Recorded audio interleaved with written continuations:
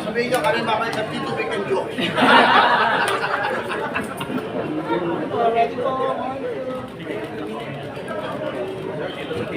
Love naman to, sir. Ganun, pagmamahal to, sir. Pagmamahal. Dito po muna. Ready, 1, 2. Pero pa siya dito, sir, interactive. Kapit isip, kapit puso. Yan ba yun? Wow! At tayo mga bakla. At tayo mga LGBT. Love na ang diwa sa TV, sir. Sir, sa heart, sir. Heart.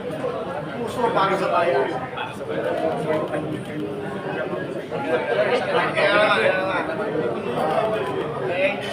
BTS o BTS? K-pop. Kami mga senator K-pop. Kuya! Kasi may pa, ano ba yun? Concentration. Malapit na lang. Uy, ano yun naman? Kabahan nyo naman, bago ako kay Patrick, lumagang ko si Tony Espinosa. Sabi nyo, tutulungan nyo ako. Magpahaba pa yung ibang mga sinabi nyo. Uy, bahala kayo. Tawag ko sa sinabi. Paano ko na MVP? Ako ba uunahin mo? Meron akong June 14. Hong Kong, OFW. June 14. Birthday ni Hong Kong gawin sa Hong Kong. Tayo, mag-asal natin. Ito sa mga okay. Good afternoon, Kuya. Pagkatapos ito, kumusta paglilibot mo? Ang morning dito sa Dasma? Alam mo, simple lang. Ito ay kaligayahan namin. Nakikita namin lahat ng tao sa bisito. Sa amin, nakangiti. Yun na yun eh. Yun na yung kaligayahan namin. At nakakatuwa, siyempre, lahat naman hindi ka naman gusto ng iba. Siyempre, pero gagawa naman ng paraan na in the future, magustuhan din nila sa amin magiging hangarin sila. Simple lang para sa akin ang buhay. Kalusugan, makabain ang buhay ng mga Pilipino. Trabaho, maayos, kinanin, kita.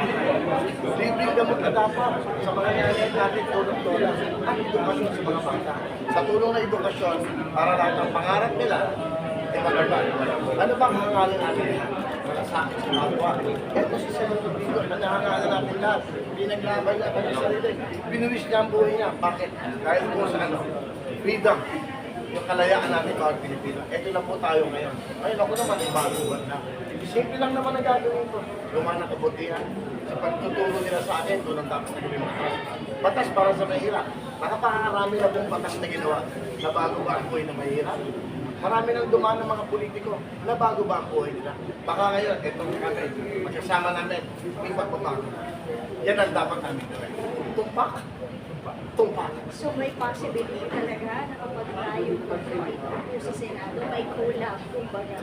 So, ikabubuti ng bawat Pilipino. 94.7% sa atong Pilipino. Yes, mahirap. Alam mo yan. Ito, every time pumunta tayo ng hospital, puro akap sa'yo, iyak. Akap, bakit? Nagdidinig ko lang. Maraming po salamat sa gusto ko. Ako pinapin, asawa ko na mahaba din buhay. 150,000 na rin kami nagbayad. Lahat na napuntahan namin hospital, na nakakasama ko siya. Kaya siya number 1. Bakit siya number 1? Kasi sincere ako. Sincere rin pagtulog sa aking mama. For 6 years, ginawa niya dito. Ako, sasabihin ko sa natin dito. Nakabalik po ako ng 2 years. Nakabalik po ako ng during COVID. Siya ang tinawagan ko, pwede po ba ako magpasaya? Siyempre, Bondo. Sabi niya, sige, pero huwag na lang maghintay na ano. Sinunagin na ako makabalik sa restaurant. At yun, nagkaroon ako ng taon. Ang programa namin. Ngayon, Huawei, sa GMSN. Isipin niyo kung di dahil sa kanya, wala ko naman siya. Diyan na pumasok yung shopping. Diyan na pumasok yung mga commercial. So, nagbibigay bawat tawag 30,000. Sino, tumawag ka na. Salamat, Shopee. 30,000 ka. Doon nga. 10,000. Bigyan ng jacket siya. Yun ang sinasabi ko. Senator, saan ko seryoso? Nagawa mo na kami post dito. Hindi, ba't totoo? Anyway, tandaan nyo ha, Senator Green Go, Senator Bong Go, Senator Willie Revilla. Will go. Ex-good will. Sabi, itong tandem na to, hindi kami panalo rito. Kayong panalo rito. Salamat na, lalo na sa ating mga kabayan. puso namin as a bayan, ang puso namin as a city. Hindi namin iniisip na mag-isa. Tandaan nyo, walang record ng corruption, walang record ng magkanakaw, wala kaming alam na gawin. Ang alam namin, kumano kami. Tama siya na Unahin ang sila. Lalong-lalo na po yung mga Unahin natin si President. Kaya, buhay yan.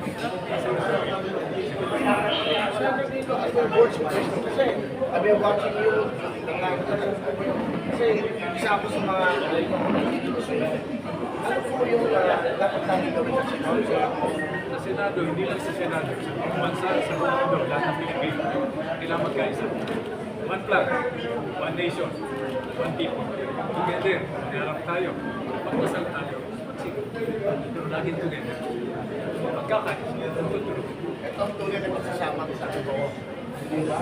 Kasi panagutak-utak, hindi pwede maging together. Wala na. Hindi lang matutuloy lahat ng mga pagplano namin. Kailangan magkaisa na. Dito po ba?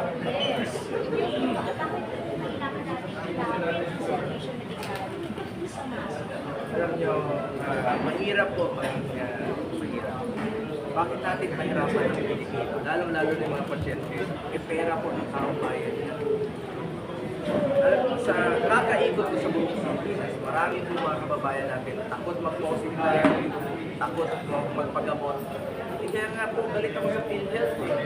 Dahil sobra-sobra yung pondo nila habang naghihingalo yung mga pasyente. Kaya nagkaroon na po ako ng 13 hearings sa Senado tungkol sa health emergency allowances ng mga health workers.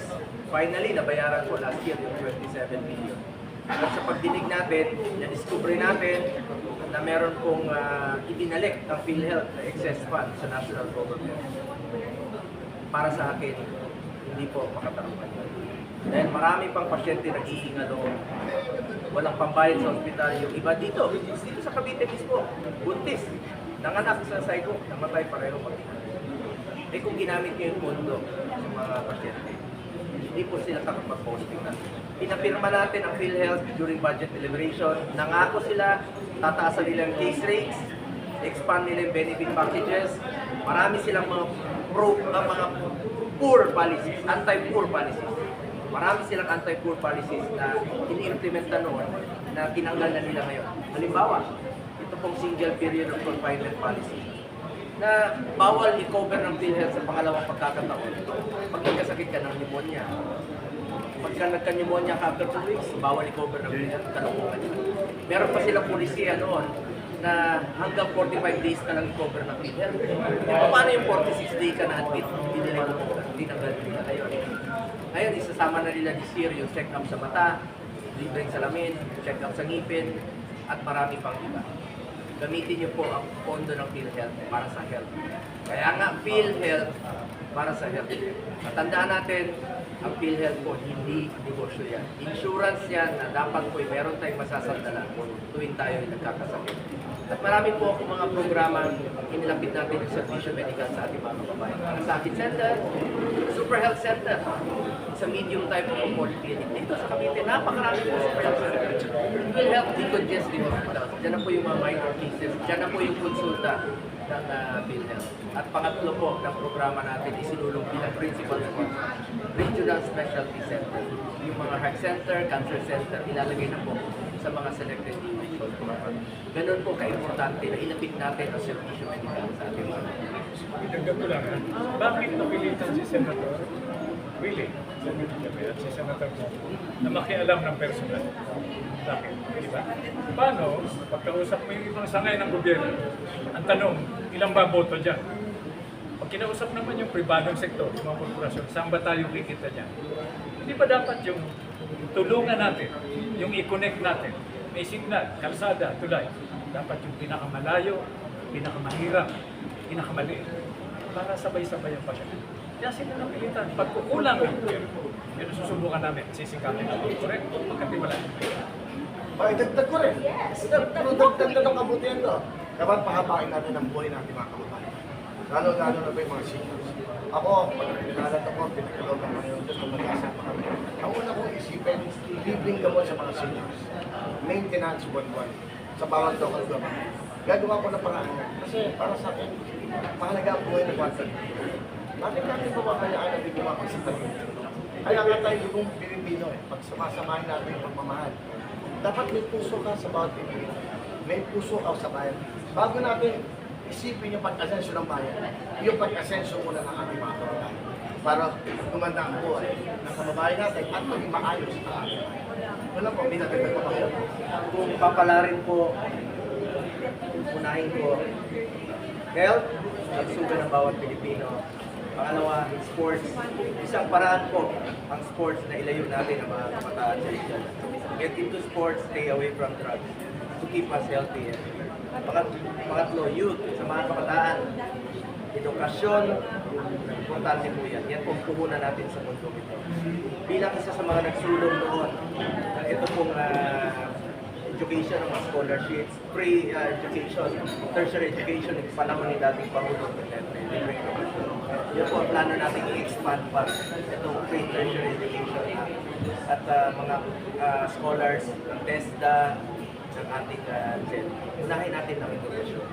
Dapat po, umari po, lalong-lalo na po yung mga mahirap dapat wala silang mapapayaran sa kanila. Dahil yan po, puhunan natin hanggang sa pagtanda natin. Para kami, kalusugan, trabaho, pamilya, at edukasyon. That's the basic needs of man. Tama po ba? Tama po. Sa Senado, tayo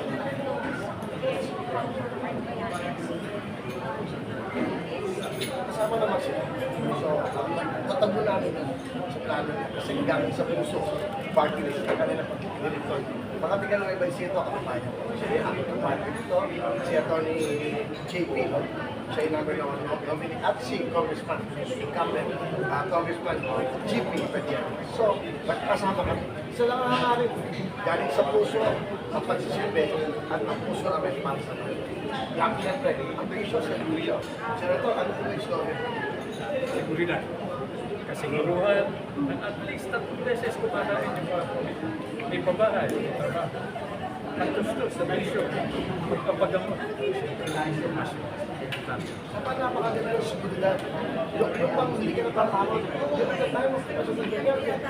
Nakita mo naman, pwede ka naman sa kahit anong oras. Diba? Dahil yun, ready. At hindi naman sa ato, ang hirap. Pag meron po diesel, tuloy-tuloy na po pati turismo. Investors, papasok dito. Pag may investors, may turismo, may trabaho, may pagkain po.